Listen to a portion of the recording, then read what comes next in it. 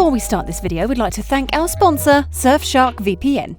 Hello there everyone. Before we go any further, we came across some breaking news about Mercedes upgrades being spotted in Spain while we were editing the video, so we decided to include it here at the start of this video. Enjoy! Following a filming day at Paul Ricard on Wednesday, during which the team revealed little about its Barcelona plans, the scope of what is changing for this weekend was revealed on Thursday, when George Russell's car arrived at the Barcelona track. As Mercedes unloaded the W13 from the transporter, it was clear that the team had some new tricks up its sleeve. When looking closely at the car, Mercedes has followed Aston Martin's lead, which Ferrari and Red Bull have already followed, by introducing its own bib wing designs. Aerodynamicists are using their wings to better manage the airflow in this area of the car. The vortices emitted by them are being used to manipulate the characteristics of the vortices emitted by the bib below, which is narrower this year due to regulations. One of the W13's major talking points has been porpoising and the role that the design of its floor plays in the negative consequences. The team has revised the floor's side design for Spain, adding a synth-like edge floor wing attached at 3 points along its length by metal stays. In order to incorporate it, the shape of the floor alongside the edge wing has been altered, with a more pronounced raised section visible before it bleeds into the design of the floor spat region ahead of the rear tyre. This has also been changed and appears to be less upswept. The team is also still looking for ways to reduce the weight of the car, as while the livery tweaks made to the wheel's deflectors and rear wing in Miami have been removed, the livery has not been returned to its pre-Miami state. The removal of some of the paint will help the outfit get closer to the minimum mass as it attempts to reclaim vital performance against its rivals. That concludes the breaking news. Now relax and enjoy the rest of the video. Red Bull Formula One boss Christian Horner believes the lack of peculiarities with the team's car has helped Sergio Perez perform at a very high level so far this season. Perez joined Red Bull for the 2021 season, and while he was able to score a victory in Azerbaijan, he made no secret of his struggles to adjust to the car philosophy that was designed to suit teammate Max Verstappen. Red Bull anticipated many of the traits of the RB16B car that made the adjustment so difficult would be eased by the new regulations that came into force for the 2022 season. It has helped Perez make his best ever start to an F1 season, scoring a maiden pole position in Saudi Arabia and finishing second in both Australia and Emilia-Romagna. Perez was also in contention for victory in Saudi Arabia before a badly timed safety car caused him to drop back to 4th place. He sits 3rd in the championship, only trailing race winners Charles Leclerc and Verstappen. Red Bull team principal Horner has praised Perez for doing a great job in the early part of the season, noting that he was more comfortable with this year's RB18 car than its predecessor. He's driving at a very high level, Horner said, ahead of the Miami Grand Prix. He's more comfortable in the team this year. I think the car suits him better this year. It doesn't have some of the peculiarities that the previous probably 3 cars of ours had.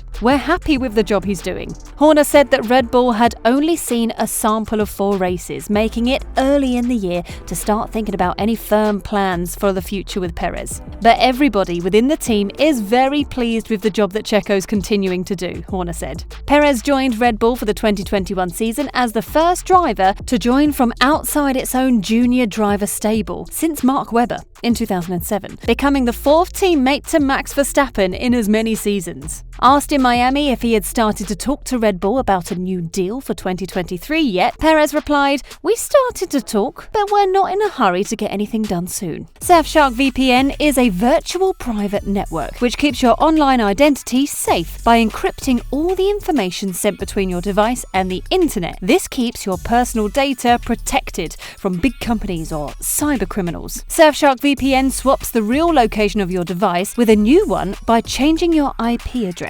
This way, you can virtually travel to any country around the globe. Have you ever struggled to find streaming platforms for Formula One in your country? Surfshark has 3,200 plus servers in 65 countries, meaning you can unblock F1 streams that are only being shown in certain countries. You can use Surfshark to gain access to Surface TV, a free and officially licensed F1 broadcaster, by changing your location to Austria, meaning you will never miss a single race this season. Surfshark liberates your internet by unblocking blocked blocked websites and bypassing geo-restrictions. The other pros to having Surfshark VPN is it encrypts your online data and helps to secure your personal information when you use free public Wi-Fi, which can be a goldmine for hackers. Surfshark does not monitor, track, or store what you do online. That means no connection or activity logs. Surfshark offers a 30-day money-back guarantee, so there's no risk to try it out. To get Surfshark VPN, check the link in the description and enter the promo code SLIPSTREAM for 83% off and 3 extra months free. But so far, it's been a promising start to the season for Red Bull, as they have adapted to the regulation changes much better than longtime rivals Mercedes. Instead, it appears to be a season-long battle at the front of the grid between Red Bull and Ferrari. What has been noticeable is that despite carrying the most speed, the two cars are in fact very different. Red Bull has so far appeared to favour a lower downforce approach to each track, maximising top speed at the expense of performance through corners. Ferrari, on the other hand, has until now opted for higher downforce solution. That means it loses out in the speed traps, but is better in the turns and should deliver improved tyre degradation. But as the two teams knuckle down for what will be an intense battle for the F1 World Championship, there is an increasing likelihood that the two teams could converge in their approach as they bid not to get outsmarted. Over the course of Red Bull's championship-winning years, and for the most part during the turbo hybrid era, Red Bull favoured a high downforce but also relatively high drag philosophy that often left it towards the bottom of the speed traps. Its approach this year is completely different, with the RB18 regularly fastest at the end of the straights. This has enabled the team to stay in contention even when Ferrari has seemingly done a better job during qualifying. Red Bull seems able to extract more performance from the more generous underfloor this season and, as a consequence, has generally used less rear wing than Ferrari so far, which contributes to its top speed advantage. It seems comfortable with where it has placed its car in the setup window, for it is Ferrari that appears most likely to shift its wing settings. Ferrari has, throughout 2022, tended to favour a setup more conducive to improving cornering speed. However, it arrived in Miami with a new, lower downforce rear wing, suggesting that it was mindful about its top speed performance. In the end, though, it elected not to run it, as the low grip track surface prompted it to push on with its well-known downforce levels. It is the third different rear wing configuration for Ferrari this year,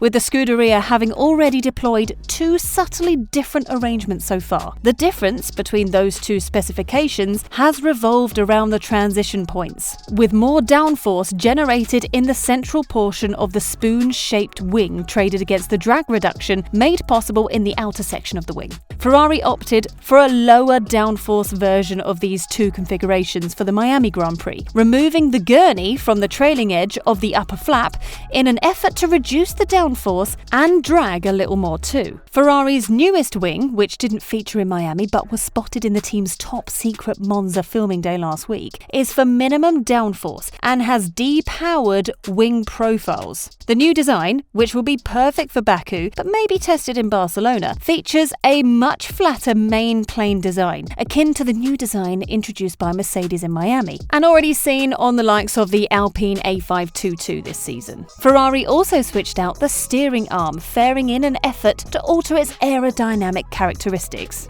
The specification used in Miami has more of a cricket bat style layout than the one used elsewhere, and provides a much broader surface that will not only affect the local airflow, but also the path taken around the surrounding suspension elements. Very few will be surprised to see Red Bull once again at the front of the grid. However, Christian Horner claims Red Bull's impressive pace at the start of F1's new era of regulations has taken him by surprise. Max Verstappen, the reigning world champion, has won all 3 races he has finished so far this season, and appeared booked for second position in the other 2 when his Red Bull broke down in the latter stages. Those 2 victories went to Ferrari's Charles Leclerc, who consequently led the driver standings by 19 points from Verstappen, while the Scuderia have an advantage of 6 over Red Bull in the constructors. It already looks to be a head-to-head contest for both titles, as Mercedes, who had hitherto dominated the turbo hybrid era, are off the pace with the W13. Red Bull were involved in a titanic tussle with Mercedes for last year's championships, and team principal Horner has expressed concerns that would have a knock-on effect into preparations for 2022 and the RB18. But those fears have been allayed by the car's performance, at least when its reliability holds out, which it did not in Bahrain and Australia. Having put so much effort into last year's car to then come onto these new regulations, we elected to take a risk because we had an opportunity to win last year, and you have to go for it, Horner told CNN. That put huge pressure on the team going into the second half of last year, that we had to play catch-up. Personally, I didn't expect us to start this year as competitively as we have. To be on the front row at the first race, to win the second race, to win and get a 1-2 at Imola, and win in Miami has been an unbelievable start for us, and I think testimony to all the team for doing such a phenomenal job in such a short space of time. Verstappen will try to make it 3 wins in a row at the Spanish Grand Prix as he tries to bridge the deficit to Leclerc. There is a long, long way to go, and it's so tight with Ferrari. There has been some great racing, added Horner. I was rather hoping that we weren't set for another competitive year like last year, but it looks like this one could go all the way as well. It's been nip and tuck, and Barcelona is a different challenge. High-speed corners.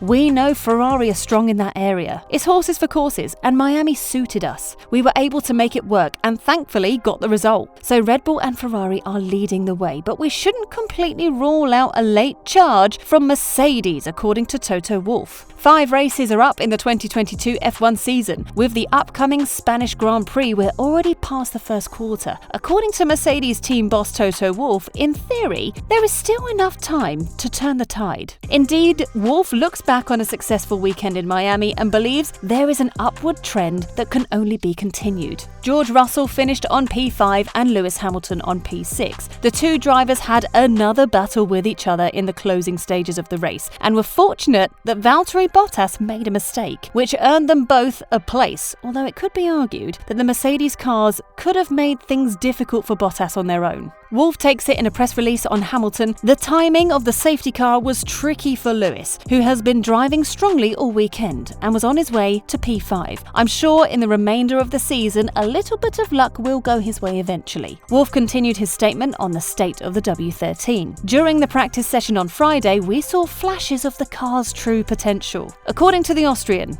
an enormous amount of hard work went into deciphering the data at the factory. It is likely that this is one of the reasons why Hamilton expressed his thanks to the team. The team boss hopes that Mercedes has been able to convert this data into improvements for the race in Spain. It is, after all, not too late, according to Wolff. To talk in basketball terms, we're going to Barcelona at the end of the first quarter. We know that if we have turned our lessons into strong performances on the track, there will be plenty of playing time left.